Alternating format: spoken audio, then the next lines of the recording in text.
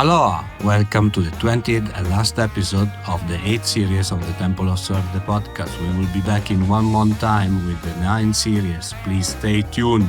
Today with us is former pro surfer Serena Brooke. We discuss with her about surf, surfboards, womenssurfing, and much more.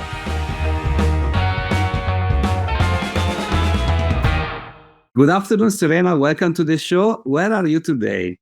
Thank you. I'm in Queensland, Australia, a place called Noosa Heads. Fantastic. It's on the east coast of Australia. Is that now like summertime, right? Yeah, it's going into summertime. Yeah, it's spring at the moment, but summer on the 1st of December, so almost in summer. That's good. That's a good vision of life for all the people in Europe, for instance, that are in the winter and getting cold. For you guys. Yeah, exactly. It's nice. Yeah, I prefer summer, so yeah. Oh, yes. Me too. Who doesn't? I guess. Yeah. Exactly. So today we're going to talk about many things. The first question that I have for you that I ask everyone in the show is, in your opinion, what is the most important thing in surfing? I'd say flow. Okay. Like your flow in surfing. So I think it's nice to watch surfing when it's not disjointed and one maneuver flows into the next one nicely. Like that. I mean, that's what I like aesthetically to look at. But yeah, it's sort of a broad question, but I like the flow of surfing. No, it's actually a very good answer. Like most of the people are answering having fun. No, but I understand the concept of the concept of flow is not doesn't just stop at the wave, right? It's yeah, exactly. Yeah, just flowing with it all. Much more dense than that. So I like the answer. Usually. Okay, fantastic. So talking about surfing and you as a surfer, what was your first surfboard, like the proper one? And by any chance, do you still have? No, my first surfboard was a really old, beat up single fin that I bought out of the newspaper for $30. I definitely don't still own it. I would like to own it, but yeah, no, it was a really old Dunga board. It wasn't anything special. I got it out of the newspaper for cheap. Yeah, it was an old, like probably 70s shape, single fin. Okay. The big thick nose, and it was too big for me. And yeah, probably wasn't a great board to learn on, but it was a board all the same. Yeah.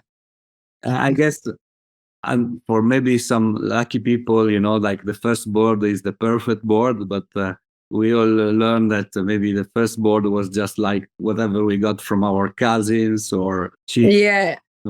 Yeah, that was me. It was just what I could afford out of the newspaper when they used to advertise in the newspaper and you'd buy it out of the newspaper, which obviously everything's online now, but back when I got my first board, that's how it was. So yeah, it wasn't a good board at all. It had lots of dings in it and it was very old. And what happened to it? You remember, or you just like? I don't even remember. I may have sold it, or I don't actually know what happened to it. To be honest, I probably just sold it on. It was a crappy board. But I mean, I've got some pretty cool photos when I was young with that board, just standing there with my very first board. So I don't know where it was. It was quite old when I got it. So yeah, I don't know where it is now. But we say if the board will come back to you, in another will be cool. But yeah, exactly. Like it would be actually really cool to get that board back again. You could you put the picture in Instagram if you have it, and maybe Yeah, I have photos of it. Yeah, I can send you one. Yeah. Cool. So, and from when you started to surf, like, okay, an early young age, you had in mind that this could have been like your career, or you would profession.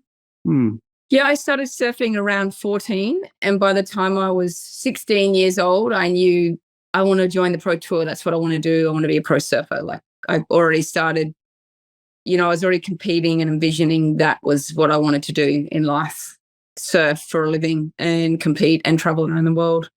So it was a commitment, it was not just for fun. Yeah, no, definitely a commitment. I started training and I was doing all the contests, and it was all I was thinking about and focusing on, really. Yeah. Okay. And in your career, in your pro career, what was in your opinion, the most meaningful achievement? I mean, you had so many, but meaningful is different than the biggest, right? So what was Yeah. the important one? Probably my first championship tour win, when I won a world championship tour event, like in Hossegor in France. I won the Rip Curl Pro in Hossegor when I was I think it was my second year on tour. When you used to have to surf through the trials to get to the main event. So I had to start in the trials with no seed and went all the way through and beat all the top seeds and won the event. So that was probably my biggest, like most memorable event, winning that contest as a kid. For us Europeans, the Hossegor event was like the legendary one. Now they removed. Yeah, it was a good one to win. Yeah, for sure. I loved France, southern France, and so yeah, it's and I did quite well. and the tales and the memories of the people that lived those, they say like Alessandro was not just a contest, the whole city was like a party. Yeah. It was crazy. It actually really was quite crazy. It was it was fantastic time, and it's great memories to look back on. I have a lot of really good memories to look back on. Fantastic. That's cool. We are so sorry that is not anymore in the tournament, but what to do? Soon, maybe. Okay, so in at that time, of course, competing. I don't want to just to I don't know to have the same usual question of women surfing, but I think it's important to express to people that at those time competing for women was not like today, isn't it? Was very hard in terms of making money to compete for the next event. Yeah. So, what was the main difficulty that you had to face among many that we all know? But in your opinion, for you, what was the biggest difficulty to face in those years? Yeah, probably just, I would say, like the whole traveling and getting used to the the language barrier, the surfing in shitty waves. There wasn't a lot of support back then for the surfers, and so it was as for the women, we got pretty crappy conditions, but probably just managing it all financially and learning, like, I just got my license. I was in France driving on the wrong side of the road, where I could barely drive as it was. And then, I could only speak English, and then learning how to deal with losing and competing and different currencies and the travel. There was a lot of things just all at once. It was a really quick growth spurt. You had to just take everything in and learn everything on the fly. There wasn't really any warning. You just sort of thrown straight into different cultures and different time zones and different everything. So it was probably just adjusting to that lifestyle of coming from a small town and then being thrown straight into, all the different countries and cultures and ways of life, and everyone wants to party with you before the event. There's a party before the event, there's a party during the event, there's a party after the event. A lot of people got caught up in drinking too much and partying too much. It was different back then. Like, you'd come out of the contest, and if you lost your heat, you'd go straight into the competitors area, and there was a giant beer fridge there, or whatever alcohol company was sponsoring the event. So it was just like, okay, and everyone that had lost is there waiting to party with you. And so there was just, I'd just say it was a bit of an all-encompassing thing. Like, it was a bubble that you traveled within, but it was a very steep learning growth period, just taking in all those things as it pretty much just finished high school, and then going on tour was a lot to take in all that experience. But I loved it, but it was definitely a lot of trial and error and just learn on the fly kind of thing. Thank you for sharing. But because at that time you said you had different coaches. but you were on your own?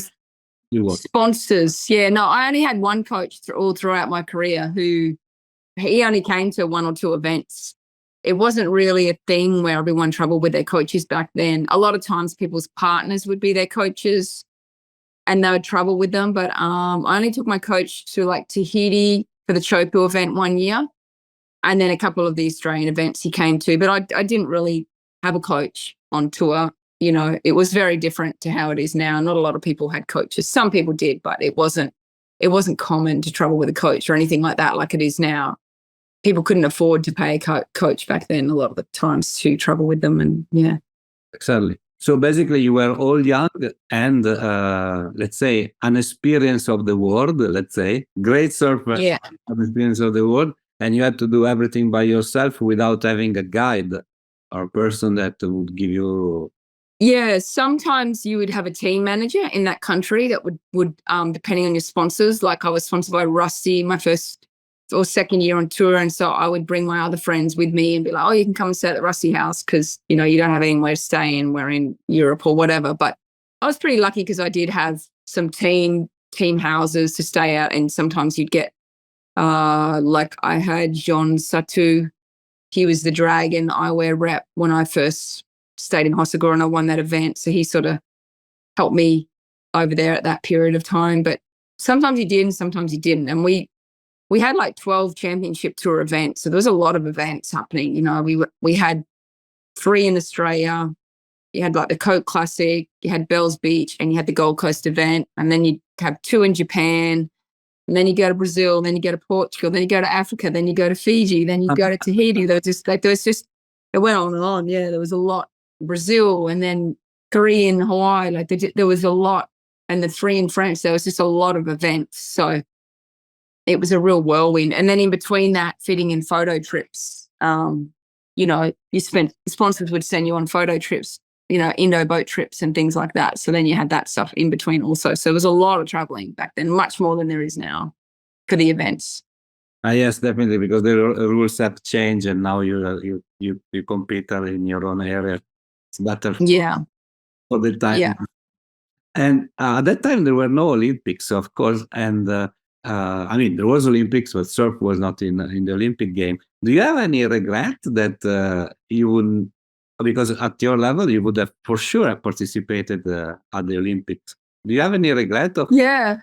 No, I don't have any regrets in life about anything. I just live my life in the moment and I'm happy and just grateful with what I have and what I've experienced. I feel like I've had a really blessed life. So I don't mind at all about the Olympics. I haven't even thought about it, to be honest. I'm just like, oh, yeah, it's cool. It's in the Olympics now. But I definitely don't have any regrets of the era that I grew up. I feel really fortunate to have done the tour the years that I did it. I'd much preferred to have done the tour back then than now. It's very different now. Yeah, maybe he lost a bit of genuinity, isn't it? Yeah, it's not as authentic and it's just very different. It was more just wild and raw and yeah, it's just it's a whole nother world. It's kind of like trying to explain life before technology and mobile phones and Instagram and WhatsApp. And, you know, it's like I feel really grateful that I grew up in a time where there wasn't all that either. Like, you know, it was just a whole nother world back then. You know, you had just surf magazines and there wasn't all this, you know, it was a different world back then, which I feel fortunate to have gone through in that time. So yeah, it's great that surfing's in the Olympics for sure. I think it's amazing and I'm stoked that it is, but I definitely don't have any regrets about anything, not being in it or anything like that. That was a long time ago. So yeah. It's a good philosophy of life, not having any regret. And of course, I didn't mean that you were just crying about it, of course. No, yeah. I think so. Like I just it's a bit like that saying like that, the cup's half full or half empty, or smile because it happened, don't cry because it's over, you know, type of thing. Like, yeah, that's just how I live my life generally. You know, I'm grateful and have appreciation for what I do have in life and what I have experienced. I don't sort of look back on the so yeah, it's good. It is a good philosophy to have. Just means you're happy and you're living in the moment. You're not living in the past or the future. You're here now type of thing. So it's easy to, if you allow me, it's easy to say, but if you're able to make it happen every day, that changes completely the life perspective, right? Because we are all... Yeah, it's definitely all about perspective, that's for sure, you know. And I mean, I did the tour for, 15 years or so, like a long time, which is, I got really good longevity out of the tour and out of my sponsors, and I kept traveling and getting sent to photo trips for Budweiser for another 5 years or something after I finished doing the tour. So I was definitely really fortunate. Like, I had a very long career, and even when I finished doing the championship tour events, I was still traveling and getting sent on boat trips and to Tahiti and wherever with Budweiser or snowboarding or wherever. So yeah, that's why I'm grateful that I got to experience all that and have that amount of time, because I pretty much left school and started competing and traveling, and then didn't stop until I had kids at 37, basically. So I was ready to stop traveling so much by the time. Yeah. You enjoyed it at 37. Actually, I had kids as well at 37. So yeah, I wouldn't have done it a day earlier. I just milked it till the end. Like, exactly. I do. If I could have waited another 10 years, I would have. But yeah, no, I was like, okay, I gotta do it. So no, it was good. It was all perfect timing, I would say. I was happy with how it all, timing wise, how it all worked out. Definitely. And like from my perspective, reading surf magazines or like listening to the Walkman or whatever, it was like a perfect society at that time. So things were also more genuine, as we said, and and just more, it was a more simple life. You weren't always accountable for, you had a home phone and it had a message bank, and if someone rang you and you didn't have a mobile, oh, I wasn't home. Like, now it's like you're constantly bombarded on your phone by, your emails, your work rosters, your banking, your texting, like, there's just, there's like 50 things on your phone that you're constantly contactable, like people can reach you and be like, it's just like, you didn't have to think about all that back in the day. You'd be like, oh, I'll go into the bank in person and I'll deposit some money or something. If I don't go today, I'll go tomorrow. Like, it was just it was more a relaxed lifestyle in that sense. And also now, like with the TikToks and the everything, I feel like kids can't be a stupid kid and make mistakes.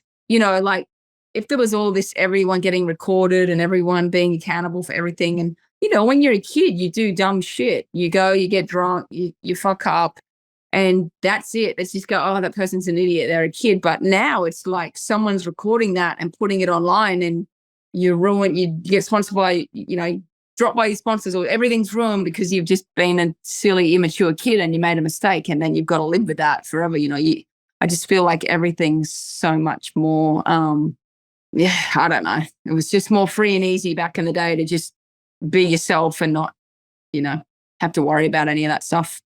Definitely. It's other and other for our kids. We'll see what will the technology will bring to them in 10 years. Crazy. Anyway, going back to waves, what was the most meaningful, again, wave of your life? It could be some while you were yourself. Probably I would say, like, on boat trips to Indonesia, when we got like Lance's Right, which is HTs or Lance's Right, in Indonesia, in the Mentor Islands, and it was just like 8 feet and just not a drop of water out of place, just bombing perfect big stand-up barrels, and no one else out, and just we're shooting for, I think it was for Poetic Silence or something, one of the girls' surf movies, and we just pulled up and there was no one else there. We were the only ones there, and it was just standing in giant barrels all day, just perfect, but big, kind of scary, but amazingly perfect barrels. Like that was very memorable for me. Just those trips to Indonesia, even the OP boat trips that we used to do with like me, Oki, Andy, Bruce, Rochelle, Kayala, a few of those trips we did were just amazing waves and no one there, just Fantastic. Empty and pumping waves. Yeah, really nice. Empty and pumping waves. Pumping waves. pumping waves are very difficult to find nowadays. Yeah. Well, that was when no one was, not a lot, there was no Indonesian surfing. And there wasn't really many people doing boat trips. It was just sort of, it wasn't like, everyone did, oh, let's go to Indo now. It's just very, very common for every country. Everyone's there. But yeah, back then it was definitely more just like a hardcore underground kind of local Aussie guys would do trips out there. And there wasn't all the resorts out there. There were just land camps with people that were literally dying of malaria on them that had been camping on the land. Like it was definitely like wild, wild west, sort of rough back then. But that's the kind of thing. It's just the experiences were very different to what it is even now doing a trip over there. So trip would be perfect to be a good one, right? It's actually more is like more unpredictable things are happening, better it is, at least in my opinion. That's a surf trip. Yeah. Was there a meeting with one surfer that was particularly important for you? Maybe it changed the way you were thinking, or it brought you something different than... Well, the first year that I got on tour, like Lisa Anderson actually told Peter Townend about me, and I ended up getting sponsored by Rusty. So that was definitely a game changer for me back in the day, sort of getting that sponsorship. And then I ended up going to America and getting all American sponsors, and ended up sort of living there for a while. And I had a fiance over there, and he was definitely an influence on my career and how it went.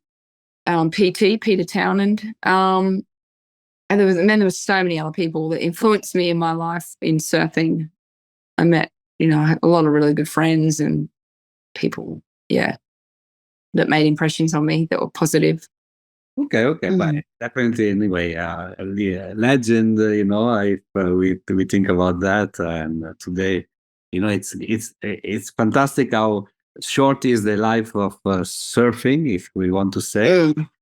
But how many characters, how many extraordinary persons, existed and still are, and it's amazing to discover all of them. And today, where you focus your time? What you do? Today I focus my time right where I'm living now is just split between sharing kids week on, week off, which I've been doing since they were 2. So they're nearly 11. So for the last 10 years, I'm surfing as much as I can, and working out, and just do a little bit of nursing. I do a little bit of surf coaching. I'm going to go into real estate soon also. A bit of everything. I could never be the kind of person that just had a 9-to-5 job, because it just does not sit with how I am. I just want adventure. I'm still doing trips. I just did a surf trip to Samoa a couple months ago with some of my mates, and I hadn't been back there since we shot the original Blue Crush there. So that was really fun. So just dividing my time between surfing, training, kids, trips, fun trips, surf trips, having fun in life. That's pretty much my, it's the same as it's always been. Adventure and fun is my spice of life. So, yeah, that's pretty much what they like to surf, or how do they see? My kids, they can. It's not their passion. They do like to surf, but it's more just in summer when it's warm, and they're not really super into it like I was. They've got other things they do. They do silks and gymnastic-y type things, and they're good at art and all that type of thing. So I don't push them. I just let them do what their passion is and what they have fun with. But they definitely love going to the beach, and they can surf. They go surfing with me, but it's only just if it's really small and whenever they feel like it. Yeah. We will not see them on the Pro Surfer tour. No, definitely not. I wouldn't. Yeah, no, I wouldn't push my kids to go that way. Actually, now it's a very different world now. Okay. I see. Oh, interesting. Okay. If they wanted to, for sure, but I wouldn't. Okay. I would, probably push them to do it. Yeah. Okay. It's like my father told me, Alessandro, don't be a doctor in your life, never. So then you say the same. Don't be a pro surfer.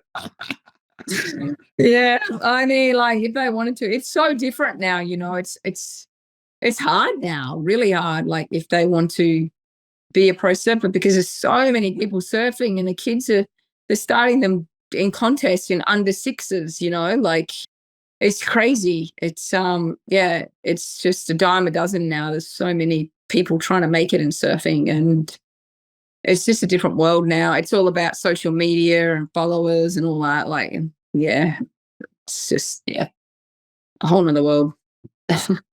So we're gonna finish our interview with 6 Q&A, a short Q&A session, 6 questions. Yeah. Answer the first thing that comes up to your mind. So, Okay.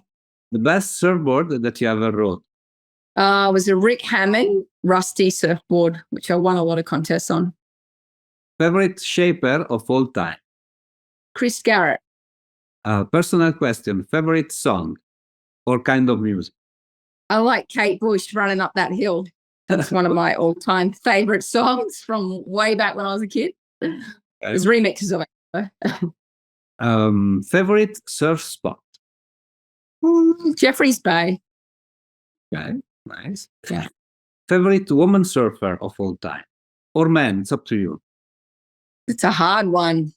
No, I don't want to get you. I'm really liking Erin Brooks at the moment. She's Erin Brooks, from America, that does all the crazy airs. She's surfing so good. She charges. Yeah, I'd say her at the moment. And the last question is a little bit unusual. I want to know your best relationship advice. Best relationship advice is to give your partner freedom to fulfill their individual needs and desires. So just let them do what makes them happy. Don't try to control them or be possessive. Just let them have their own space with their friends and their trips and their things, as opposed to trying to have to spend all the time together, time apart is good.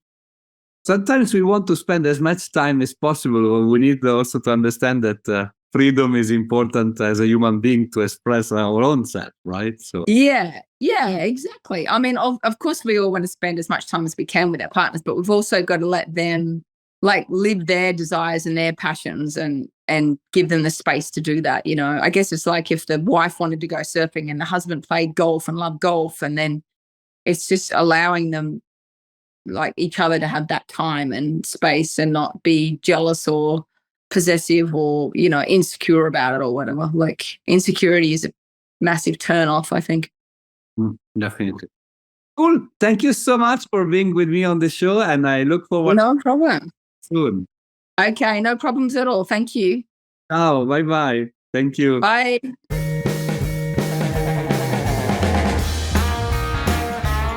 Hi, it's me again. I hope you enjoyed our today's episode. If you want to know more about us, please follow www.templeofsurf.com and all our social media. Mahalo!